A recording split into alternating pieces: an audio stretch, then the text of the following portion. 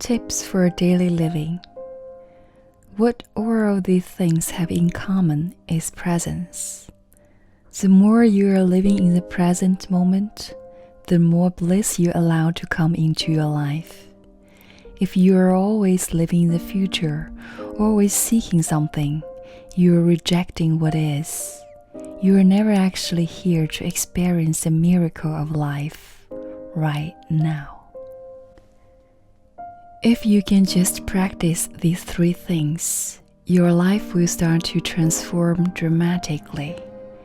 You begin to tap into your inner integrity and live authentically. You can't live in acceptance and not be authentic.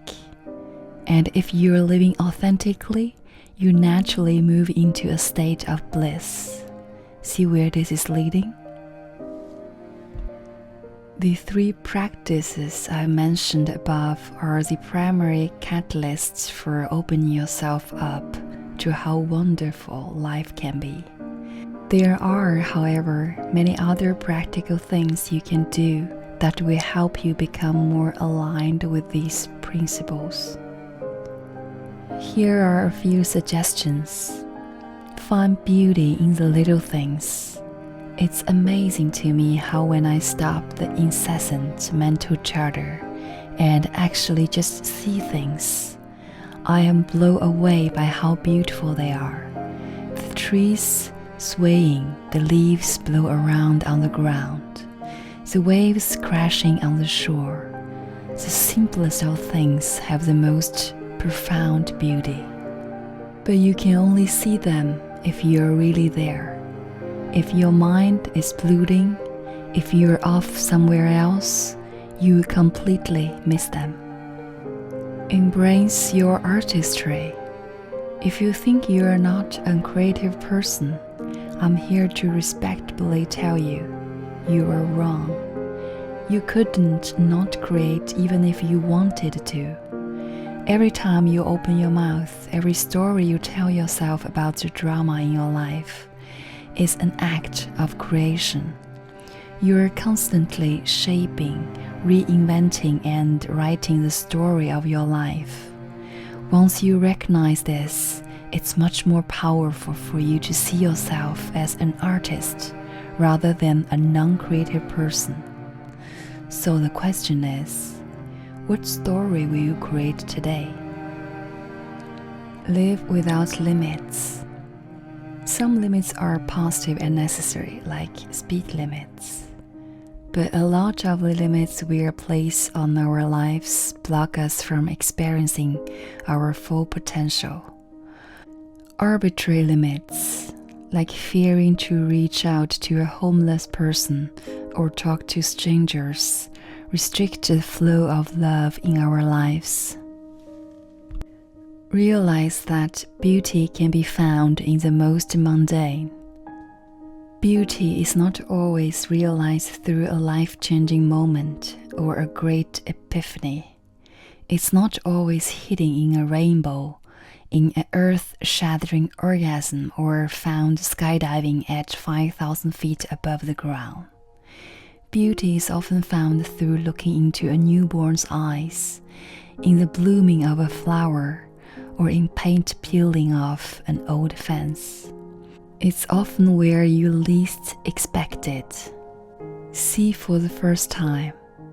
Sometimes we get bogged down in schedules and obligations, and we lose our sense of wonder about the simple joys of life. Just quieting yourself internally and opening yourself up to an experience that allows you to view it again for the very first time.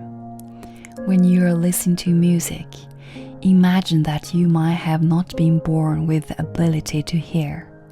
When you reach out to touch someone, think about how many people don't have use of their limbs.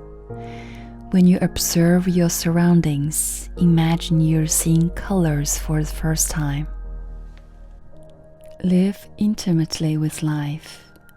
The next time you have a drink of coffee or tea, completely take the smell and the flavor of the beverage. When you breathe, feel the air entering your lungs. When you walk, really feel the ground beneath your feet. The amount of beauty you experience in life is largely related to your level of intimacy with life. If you're walking around disconnected, you overlook the wealth of artistry that is available to you right now. Make your passion a priority. It's easy to get wrapped up in doing all the things that we think must get done. Wanting everything to be perfect gets in the way of having time for the things you really care about. While the errands and things on your to-do list might be necessary, it's important to make the things you love a priority. If you have a hard time with distractions getting in your way, make a specific time during your day that is sacred, where you only do what you really want to do. Maybe it's an hour of kung fu or yoga in the morning before the rest of the world wakes up. Maybe it's 30 minutes of mahjong before you turn in for the night. Whatever it is, you have to make it a priority, or it will get lost in the vacuum of the minutiae abyss. Focus on the good. The reason still puzzles me, but we humans have the tendency to focus on the negative in events, circumstances, and people.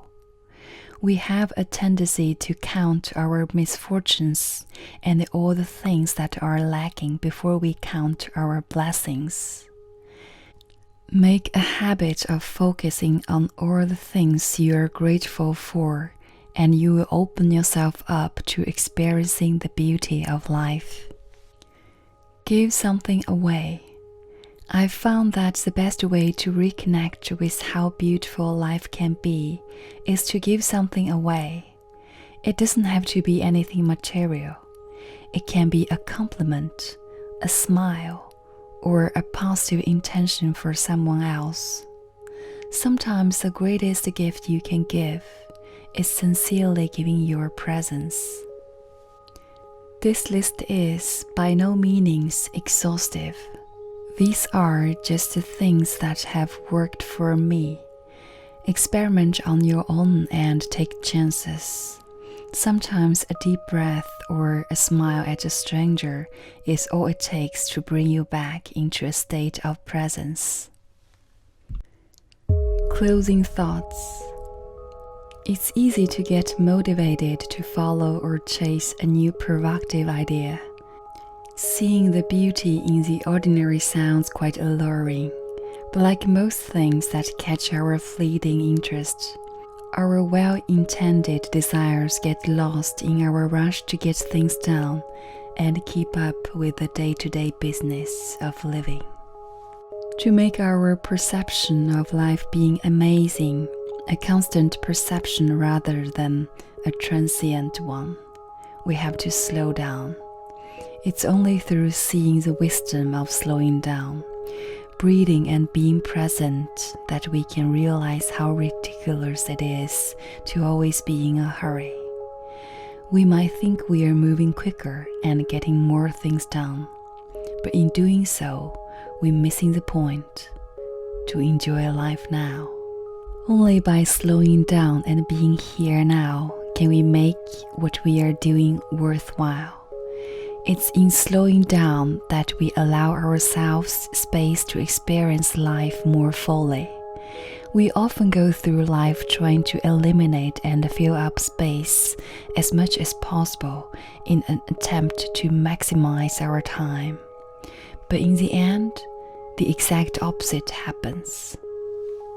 It's through space that air fills your lungs. It's through space that your body moves. It's through space in the vibration of the air that sound is heard. It's in the gaps between veins that blood flows. Without the space between these letters, there would be no words for you to read. It would all be incoherent. In this way, you realize something. Emptiness truly rules. Silence speaks. Space gives birth to form. It's in the gaps that beauty is found.